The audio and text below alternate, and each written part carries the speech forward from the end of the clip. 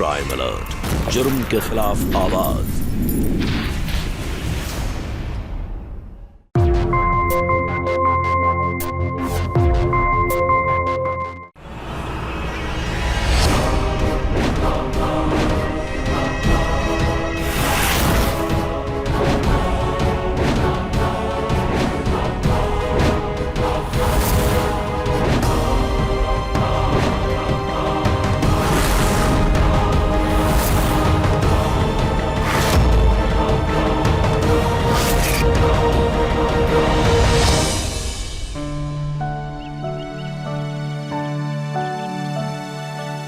दादाजी नाश्ता। अरे रे, तुम क्यों आ गए बेटा?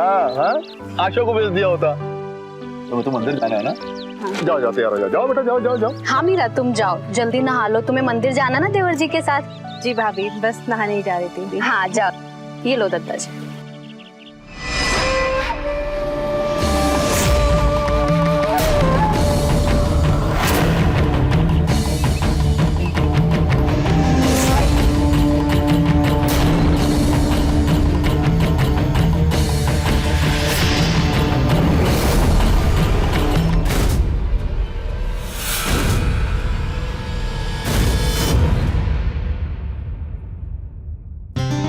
अरे क्या कर रहे हो यार? इतना अनरोमांटिक पति चाहिए होता ना तो अरेंज मैरिज ही कर लेती। ओहो यार, तुम्हें मंदिर भी जाना है, मुझे ऑफिस भी जाना है, लेट हो जाएंगे। ठीक है तुम जल्दी से नहा लो। ठीक है मैं 5 मिनट नहा कर आई। अरे नहीं नहीं नहीं, मैं नहाऊंगा पहले यार, मेरे को लेट हो जाएगा। 5 मिनट में नो प्लीज यार, तुम यार दूसरा कोई बाथरूम यूज करो प्लीज, ठीक है? और जल्दी से निकलना, नहीं तो मैं निकल जाऊंगा तुम्हें छोड़ के।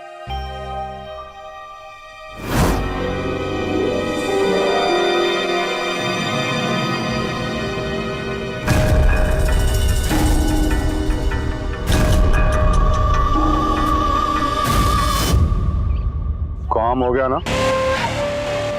पक्का? हाँ हाँ, सुन के कान पक गए हैं मेरे। इस बार कोई गलती नहीं होनी चाहिए, समझा?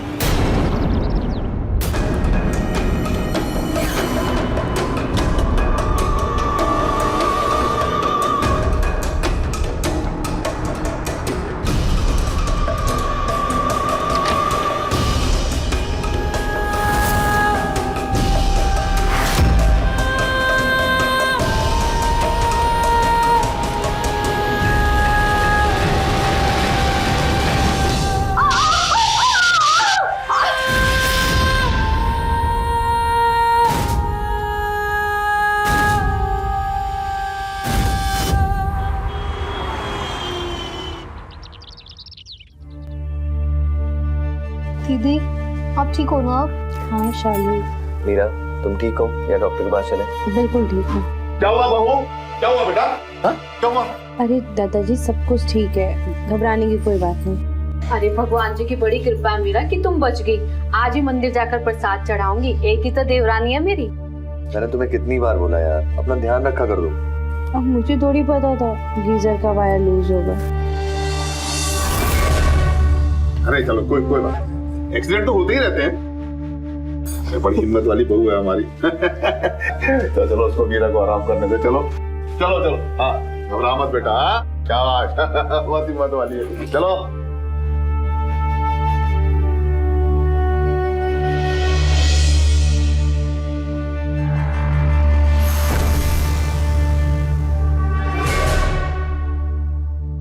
दीदी, ये क्या हो रहा है आपके साथ?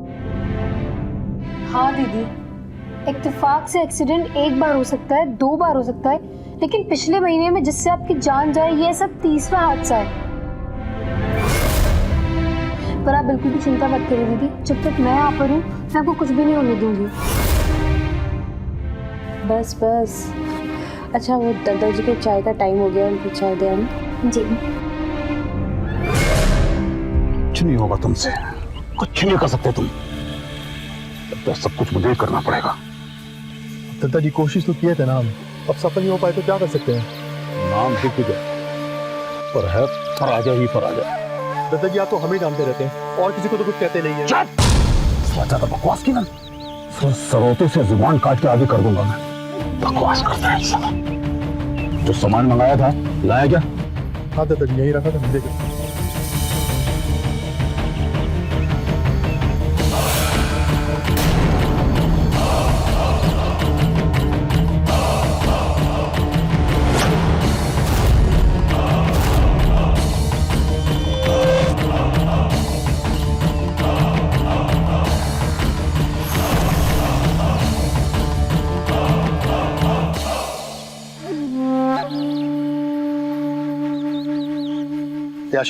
बात सुन, जब हमें चाय चाहिए होगी तब मंगवा लेंगे।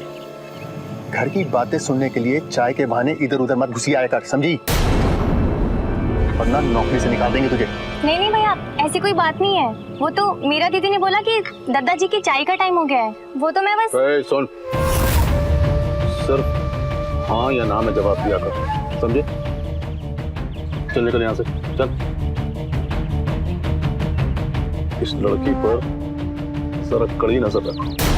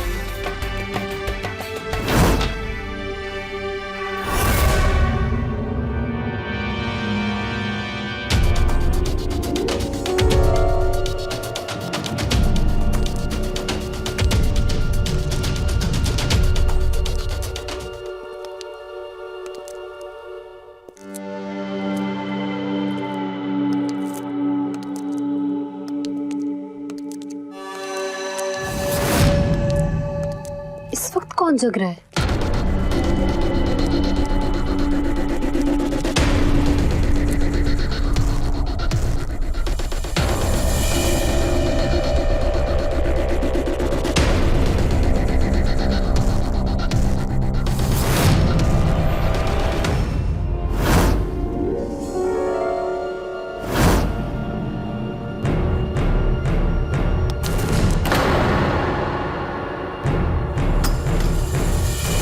किससे बात कर रही थी तू?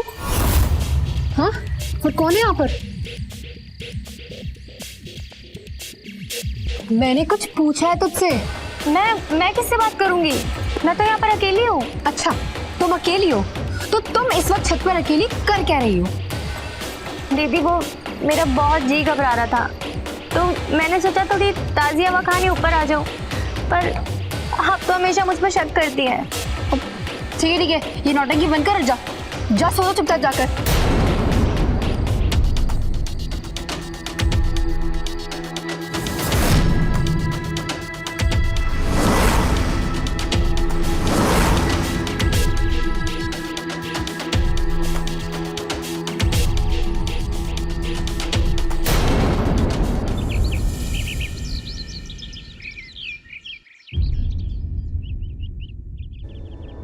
सुनिए जी, ये देखिए कार्ड।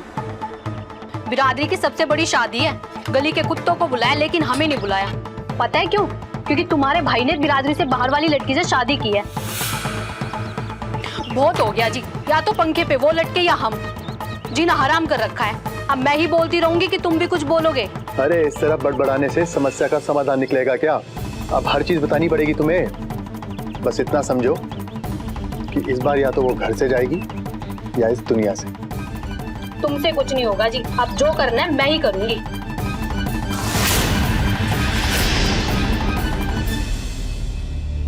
मीरा, मशीन में कब से कपड़े डाले हुए हैं, तुमने सुखाए नहीं अभी तक? जी भाभी, बस अभी जा रही हूँ। जल्दी करो।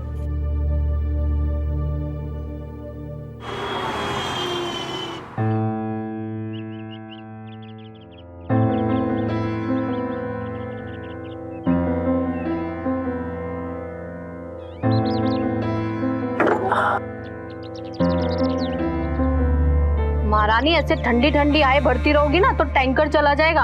पता है ना, नल की लाइन का काम चल रहा है। 2 दिन पानी नहीं आएगा। जल्दी जल्दी भरो पानी।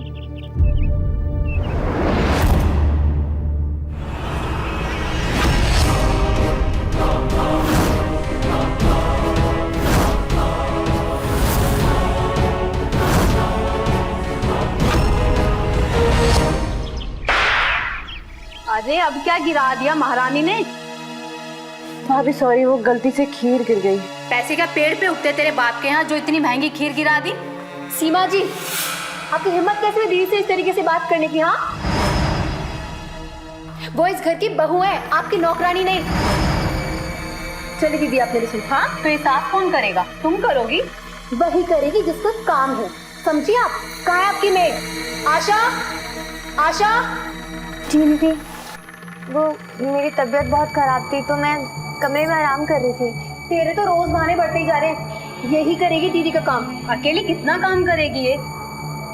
जब से देवर जी से ब्याह के लाए हैं रोज कोई ना कोई नया झगड़ा होता है। भाभी, और कितना परेशान करेंगे आप मेरी बीवी को? हाँ, कर ली बात की शादी, गुनाह कर दिया कोई हमने? देवर जी आवाज नीचे रखिए। बुलाऊं क्या आपके भाई साहब को? बुलाइए, आज फैसला हो ही जाए।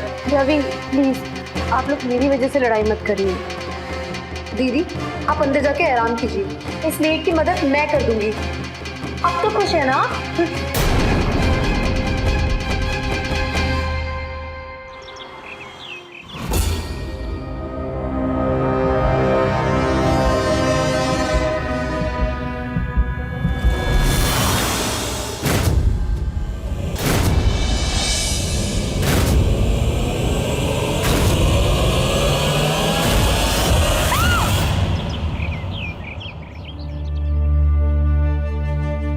बेबी, डॉक्टर ने कुछ दवाइयाँ बोली हैं, मैं मार्केट से लेके आता हूँ। लगता है मेरी देवरानी को किसी की बुरी नजर लग गई, तभी ये सब हो रहा है। हो नहीं रहा है, ये सब कुछ कोई जानबूझ के कर रहा है। जब से मेरी दीदी इस घर में आई तब से आप लोगों ने। शालू, माफी मांगो। पर दीदी, पर कुछ नहीं, तुम यहाँ पढ़ने आई हो, पढ़ के चली जाओगी। ये मेरा घर है, मेरा परिवार है, मेरे अपने लोग हैं। और आज के बाद किसी से ऐसी ऊंची आवाज में बात मत करना। माफी मांगो। सॉरी।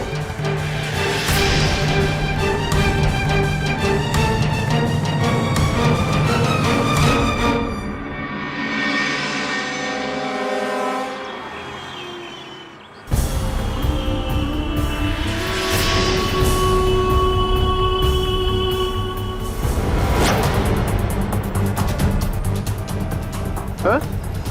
ये तो आशा है। ये जा कहाँ रही है? हाँ, लगती तो वही है। कुछ लफड़ा है क्या?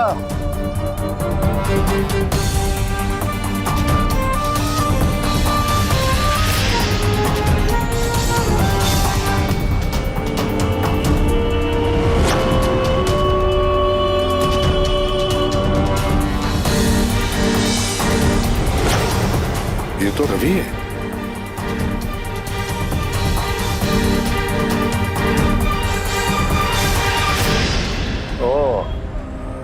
तो ये लफड़ा है। चलो, इनसे भी निपट लेंगे। घर परिवार, इंसान इस दुनिया में सबसे ज्यादा अपने आप को अपने खुद के घर और परिवार वालों के बीच सुरक्षित और महफूज समझता है। लेकिन कई बार ये परिवार खतरनाक साबित होता है, जहां अपने ही अपनों के खून के दुश्मन बन जाते हैं। कुछ ऐसा ही घटित हो रहा था कानपुर के ठाकुर परिवार की नई नवेली दुल्हन मीरा के साथ। नमस्कार, मैं हूं अमित पचौरी और आप देख रहे हैं क्राइम अलर्ट। एक तरफ मीरा के साथ रहस्यमय हादसों का सिलसिला शुरू हो चुका था, वहीं दूसरी तरफ मीरा का पति, उनके यहाँ काम करने वाली आशा का रिश्ता संदेह की सीमाएं लांघ चुका था। क्या मीरा के साथ हो रहे हादसे केवल एक इत्तेफाक थे या फिर कोई था जो सोची समझी साजिश के तहत मीरा का शिकार करना चाहता था? आखिर क्या चल रहा था रवि और आशा के बीच? क्या सचमुच इन दोनों के बीच कोई नाजायज संबंध था? क्या ये दोनों मिलकर मीरा को अपने रास्ते से हटाना चाहते थे? क्या मोड़ लेने वाली थी ये कहानी? आइए देखते हैं।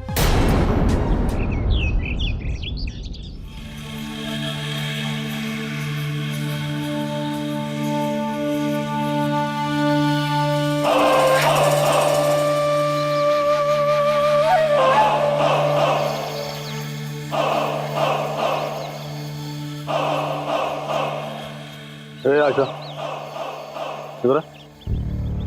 जी, क्या ये गंदगी दिखाई नहीं देती तुझे? मैं लगा रही हूँ। क्या मैं लगा रही हूँ? मैं लगा रही हूँ। एक बात बता, कल कहाँ आवारागर्दी कर रही थी? मैं हाँ मैं कहाँ घूम रही थी?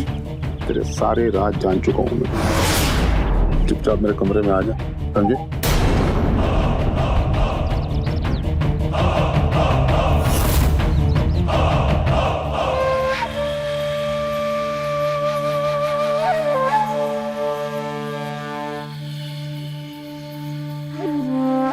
जी दादाजी। आजा आजा, अंदर आजा। तेरे बारे में मैं सब जानता हूँ, लेकिन मैं किसी को बोलूंगा नहीं।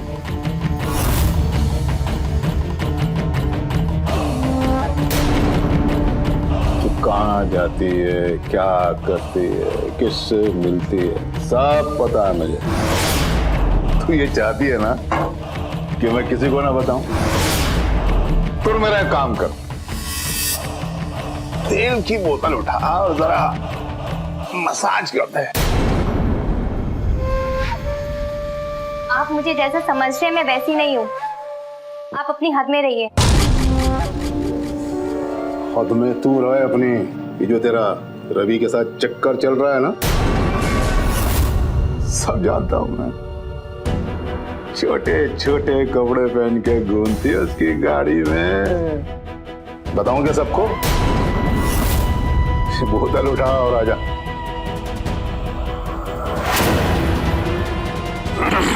आजा, बहुत दर्द कर रहा है शरीर।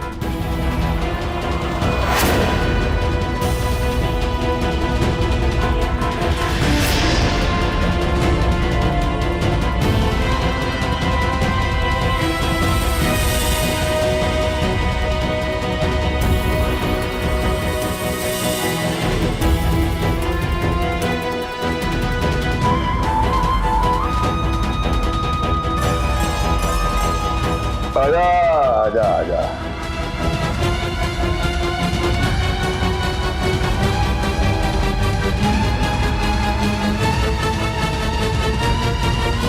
दादाजी वो आशा, क्या चल रहा है ये सब? और तू यहाँ क्या कर रही है? अरे बहू, वो इसके कारनामे सुनेगी ना तो उसकी चोटी पकड़ के घर से निकाल देगी तू। पता है तेरे पति के साथ इसका चक्कर चल रहा है। अरे मैंने देखा है, छोटे छोटे कपड़े पहन के घूमती है उसके साथ गाड़ी में। ये जो तेरे साथ रोज रोज हादसे होते हैं ना, इन सब के पीछे यही है, यही है। आशा, मेरे साथ चल, मेरे साथ चल अभी।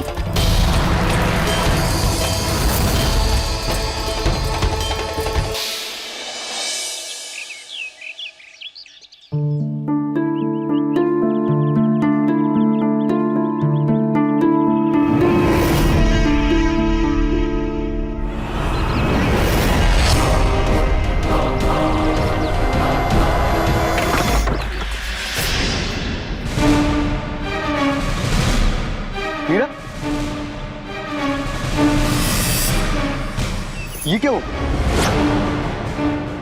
तुम तो ठीक हो ना? हाँ, पता नहीं कैसे गिर गया। आप ठीक तो हो ना? मुझे अच्छे से पता है किसने किया है। और ये मेड कहाँ है? आशा कहाँ है? तू कहाँ थी? तू हाँ कहाँ थी? मैं तो अंदर पोछा लगा रही थी। तू कोई पोछा ओछा लगा रही थी? मुझे तेरे पे ना उसी दिन से शक हो गया था। आशा अभी तक इस घर में अजीब है। सब कुछ जानने के बाद भी मीरा ने इसे अभी तक घर से नहीं निकाला। क्या कर रही थी 2 दिन छत पे अकेले? किससे बात कर रही थी? और ये गमला, ये भी तेरी करामत है ना? शालू, क्या बात कर रहे हो शालू? ये अंदर रूम में पोछा लगा रही थी और मैं और भाभी जी उस टाइम वहीं थे।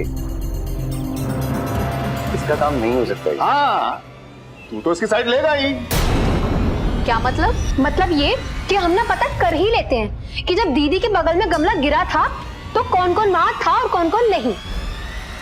मैं मेरे रूम में थी, जीजू और सीमा जी और ये आशा ये भी रूम में थे, पर आप दोनों कहाँ थे? हाँ, तू कहना क्या चाहती है? चुप। कहना क्या चाहती है? हाँ? मेरे ही घर में घुसकर हम पर शक कर रही है तू? हाँ?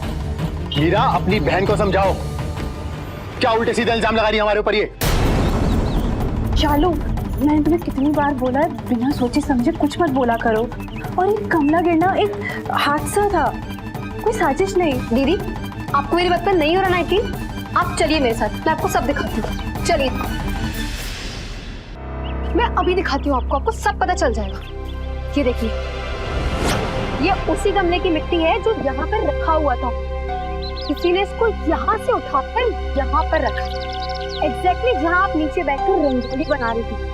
बस अब तो आपको समझ में आ गया ना, ये कोई हादसा नहीं है, ये एक साजिश है। अब मैं अभी जीजू को ऊपर बुलाती हूँ। नहीं शालू प्लीज, कल रवि के मम्मी पापा का श्राद्ध है और मैं नहीं चाहती कि घर में कोई भी झगड़ा हो।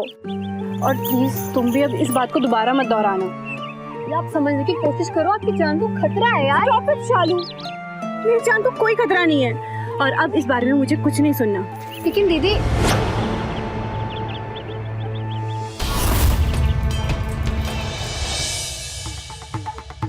दादाजी, कल के शुभ दिन ये नेक काम हो जाएगा। हमारे रास्ते का कांटा हमेशा के लिए निकल जाएगा।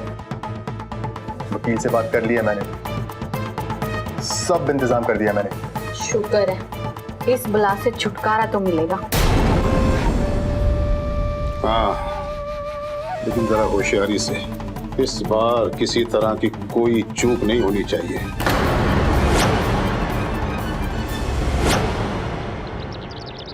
अरे अरे अरे आशा, ये प्याज और लहसुन नहीं डलता ये श्राद्ध के खाने में। तू एक काम कर, मैं तुझे बोला था ना बाहर बकेट रखी है, उसमें कपड़े हैं, वो निकाल के डाला। शालू, अगर इस पे जरा सा भी उबाल आए ना खीर पे तो सिम कर देना गैस, और कुछ समझ ना आए तो मुझे आवाज लगाना, ठीक है? लेकिन ये सुनो तो, तुम इतनी टेंशन ले क्यों रही हो यार? एक छोटा सा शादी तो है। पता है शालू, शादी के बाद ये मेरे सास ससुर का पहला श्राद्ध है और अगर मैं खुशी खुशी और दिल से करूंगी ना तो वो बहुत खुश होंगे और रवि की फैमिली भी मुझे अपना लेगी खुशी खुशी, समझी? अब तो अच्छे से काम कर, मैं आती हूँ, ठीक है? रवि, रवि, अरे तुमने सारे ब्राह्मणों को बोल देना भोग के लिए, और वो अनाथ आश्रम में जो दान जाएगा मम्मी पापा के नाम का। अरे baby, calm down, calm down, थोड़ा सांस तो ले लो।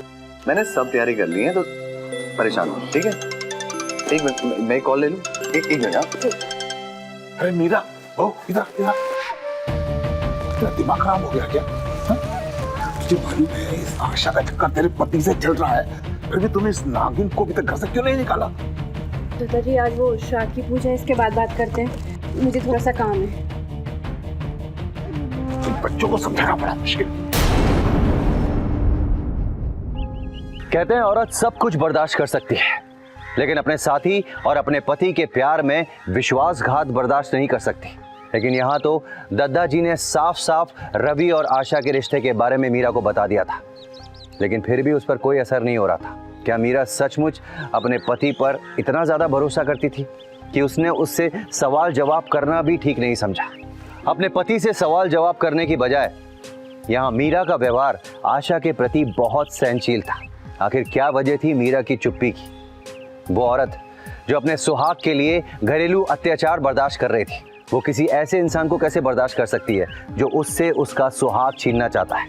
क्या सच में शालू सही थी जो बार बार अपनी दीदी को आगाह कर रही थी कि कोई तो है जो उसे मारना चाहता है? और अगर हाँ, तो वो कौन था जो बार बार मीरा को मारने में नाकामयाब हो रहा था? क्या वो अपने इरादों को अंजाम दे पाएगा? और क्या शालू उस भेड़िए को बेनकाब करने में कामयाब हो पाएगी? आइए देखते हैं।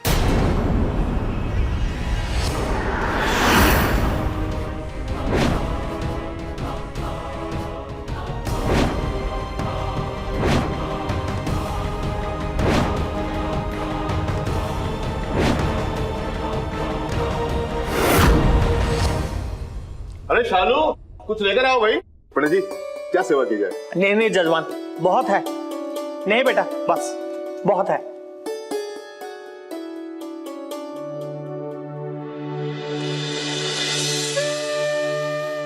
पंडित जी, भोजन हो गया? व्यवस्था ठीक है ना? प्रभु कृपा से सब ठीक था जजमान। मैं बस अभी आया।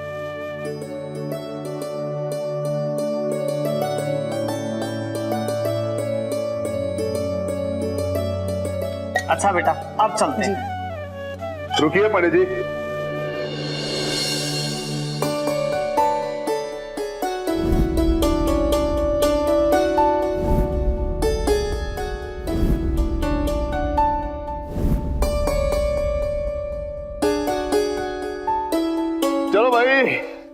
सारा काम ठीक ठाक निपट गया। अब हम लोग भी खाना वाना खा लें। हाँ? दादाजी ये और भाई साहब अभी अनाथ आश्रम गए हैं दान देने, एक बार आ जाएं तो बस साथ में खा लेते हैं। वो दोनों जब आएंगे खा लेंगे, मुझे बहुत भूख लगी है, जल्दी खाना लगाओ। ठीक है भाई, जैसी बहू की इच्छा।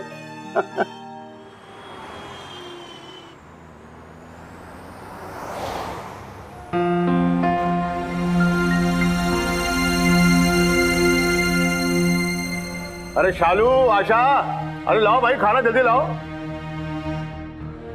अरे वाह वाह वाह, ये तो भाई ओके थाली आ गई। आजा आजा चलो। शालू तुम भी बैठ जाओ बेटा। नहीं नहीं, आप लोग बैठिए, आज आप सबको मैं खाना परोस देती हूँ, है ना।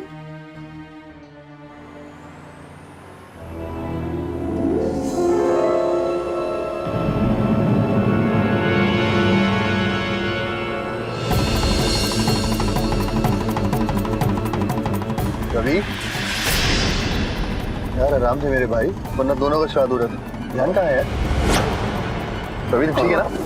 रवि रवि रवि गाड़ी रोक।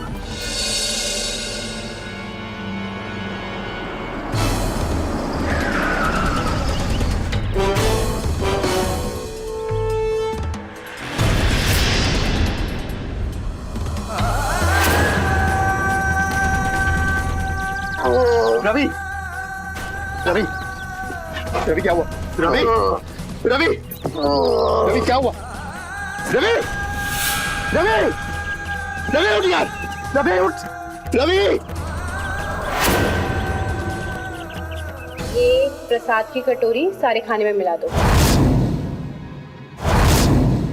फिर परोसना ताकि सबको प्रसाद का लाभ मिल सके। नहीं नहीं मीरा, इस प्रसाद की असली हकदार तुम हो। ये थाली तुम्हारे लिए है, आज तुमने बहुत मेहनत की है ना, आज ये प्रसाद तुम ही खाओगी, है ना दादाजी? हाँ हाँ बेटा, ये इस प्रसाद तो तुम्हारा हक है। अरे हाँ दीदी, इस पर आप ही का हक है। हाँ खाओ बेटा खाओ।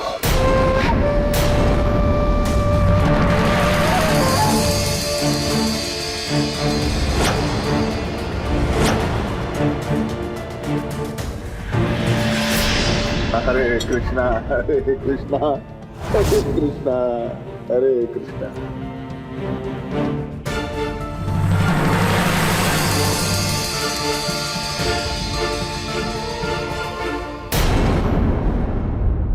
दीदी क्या हुआ बहू? दीदी दीदी क्या हुआ?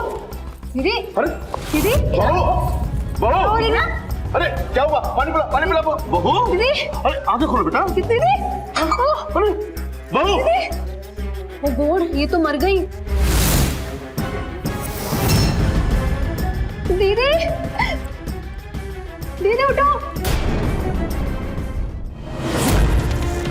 मैंने कहा था दी से कि उनके ससुराल वाले उनकी जान लेकर ही रहेंगे, और वही हुआ। तुम लोगों ने खीर में जहर मिलाकर मेरी बहन को मार डाला। हाँ, हम क्यों मारेंगे? तू ज्यादा बन मत, तू नहीं मारा मेरी दीदी को। तूने कहा था ना कि प्रसाद की थाली में सिर्फ दीदी ही खाएंगी। इस प्रसाद की असली हकदार तुम हो, ये थाली तुम्हारे लिए है, आज तुमने बहुत मेहनत की है ना, आज ये प्रसाद तुम ही खाओगी। इसका मतलब तुझे बहुत अच्छे से पता था कि उसमें जहर मिला हुआ है, और मैंने तुम लोगों को सुन लिया था बात करते हुए। दादी, कल के शुभ दिन ये नेक काम हो जाएगा, हमारे रास्ते का कांटा हमेशा के लिए निकल जाएगा। तुम लोग आज के दिन दीदी को रास्ते से हटाना चाहते थे ना? बकवास बंद कर। कुछ भी बकवास करे जा रही है। अरे रास्ते से हटाने का मतलब हम जान से नहीं मारना चाहते थे, हम तो प्रॉपर्टी में रवि और मीरा को हिस्सा देकर घर से निकालना चाहते थे बस। एक मिनट प्रसाद की थाली कौन लेकर आया था? वो आशा लेकर आई थी ना, उसी ने जहर मिलाया होगा। लेकिन आशा क्यों मारेगी मेरी बहन को? क्योंकि उसका रवि के साथ चक्कर चल रहा है। हाँ, तुम्हारी बहन को जान से मारकर वो अपने रास्ते साफ करना चाहती थी, उसने जहर मिलाया होगा। रुको, मैं बुलाता हूँ अभी पुलिस को ना। ऑफ कोर्स दादाजी।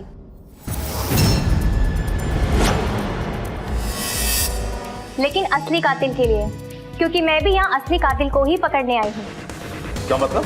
मतलब ये कि मेरा नाम आशा नहीं है, वेदिका है, डिटेक्टिव वेदिका साही।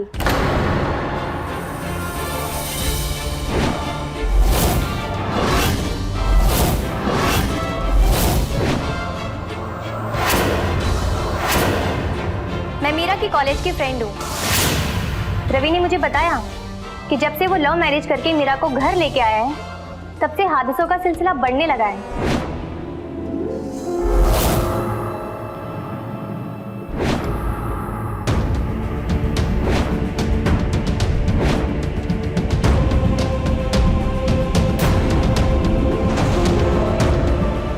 पहले रवि को लगा वो सिर्फ एक हादसा था,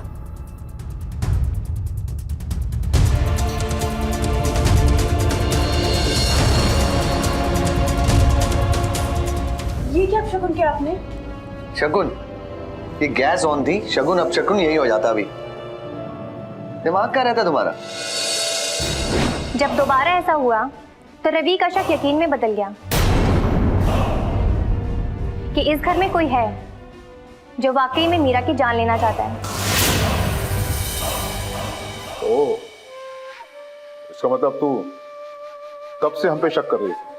ऑफ कोर्स, क्योंकि आप में से ही कोई है जो मीरा की जान लेना चाहता है। बढ़िया है डिटेक्टिव बनकर। फिर भी मीरा मर तो गई ना? No, actually not. Meera, get up.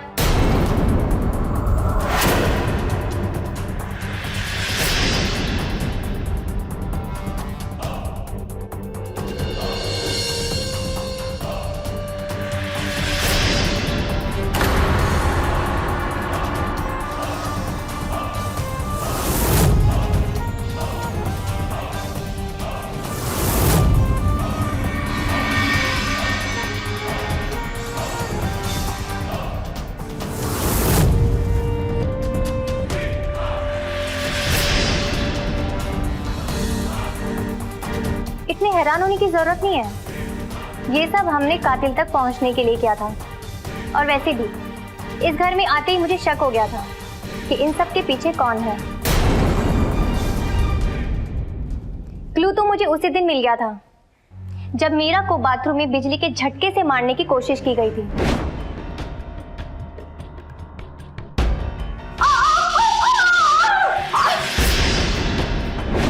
उस वक्त मुझे बाथरूम के बाहर प्लास्टिक के ग्लव्स मिले डस्टबिन में।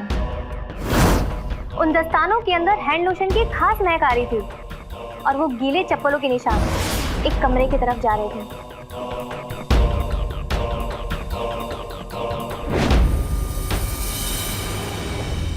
मैंने तहकीकात की और पता लगाया कि वो दस्ताने किसके थे और वो लोशन कौन इस्तेमाल करता है। पर जो नाम सामने आया मैं खुद ही हैरान हो गई। तो मैंने इस बात को रवि को बताना जरूरी समझा।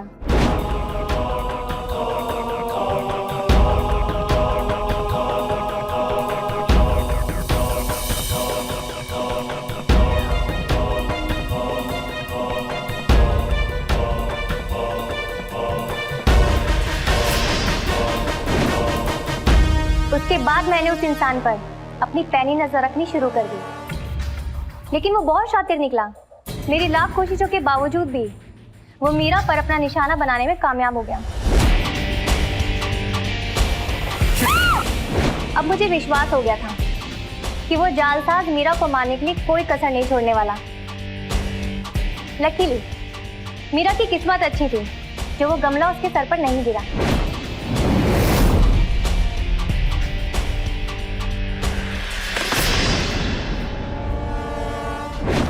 मुझे अंदेशा हो गया था कि वो कातिल श्राद्ध के दिन मीरा को मारने की कोशिश जरूर करेगा।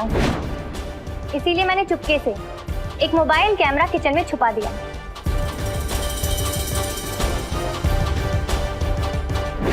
उस रिकॉर्डिंग में मैंने देखा कि वो कातिल खीर की कटोरी में जहर मिला रहा था।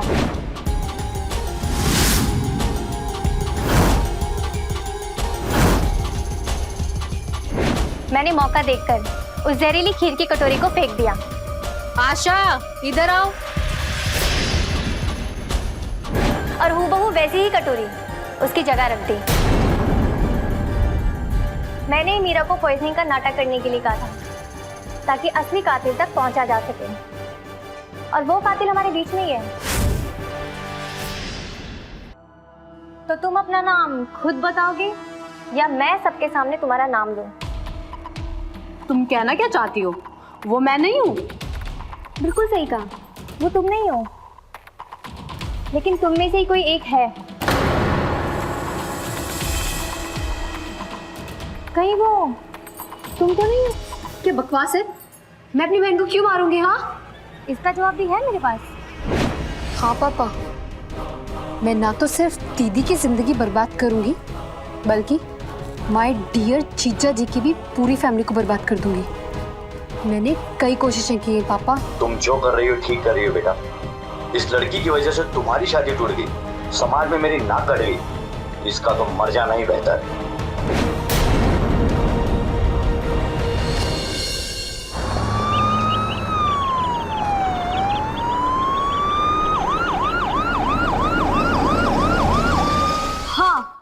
ये सब मैंने ही किया है।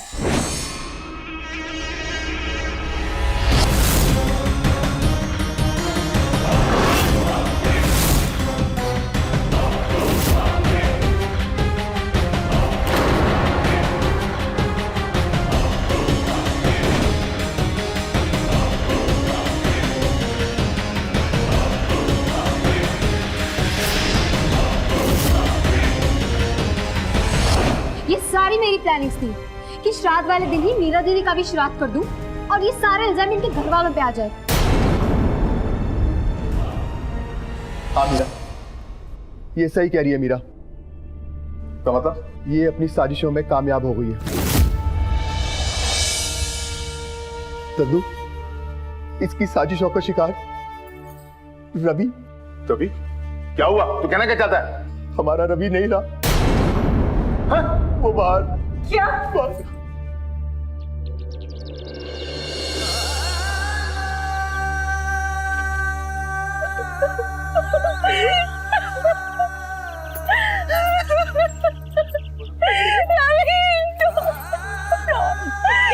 हो गया तुम्हें? उठो रवि, प्लीज।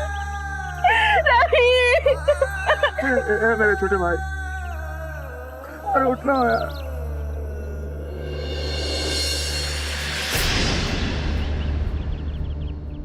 शालू, ये क्या किया तुमने? इन बहनों की बहन के घर उजाड़ने चली थी। ये सबने पापा भी तुम्हारे साथ। इससे अच्छा तो मैं मर ही जाती। मार देते तुम लोग मुझे, तुम्हें और पापा को शांति तो मिल जाती। इस सब में सारी गलती मेरी है। जब रवि और आशा ने मुझे कहा था इन सबके पीछे तुम हो, मैंने भरोसा नहीं किया। मैंने सोचा मेरी शालू ऐसा कर ही नहीं सकती। लेकिन अब ना मुझे तुमसे घिन आती है। चली जाओ यहाँ से, निकल जाओ मेरे घर से। इससे पहले तुम किसी और को डसो। निकलो यहाँ से। ये अपने इरादे में कामयाब हो गई मीरा। अनाथ आश्रम से लौटते वक्त रवि को खून की उल्टी हुई। रवि! रवि उठ यार! तो गुस्से अस्पताल लेके पहुंचा। जहर पूरे बदन में फैल चुका था। डॉक्टर साहब भी उसे बचा नहीं पाए। ओह शिट, ऐसे कैसे हो सकता है? मैंने तो वो जहरीली खीर वाली कटोरी बदल दी थी। तो फिर रवि ने वो खीर कब खाई? जब हम लोग अनाथ आश्रम के लिए निकल रहे थे।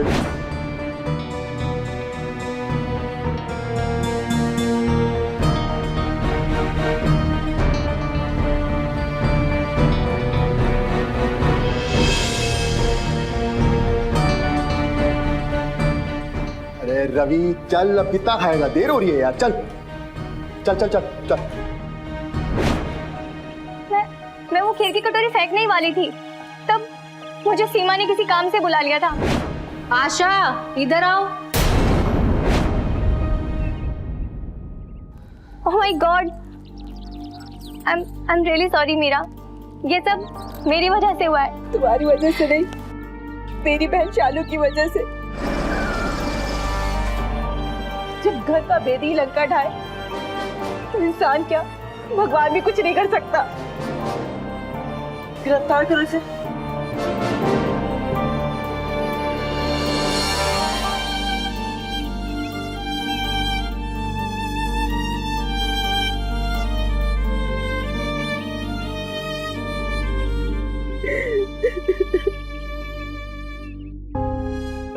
जब अपने ही अपनों के दुश्मन बनते हैं तो गहरी चोट दे जाते हैं। इस केस ने पूरे कानपुर शहर में कोहराम मचा दिया।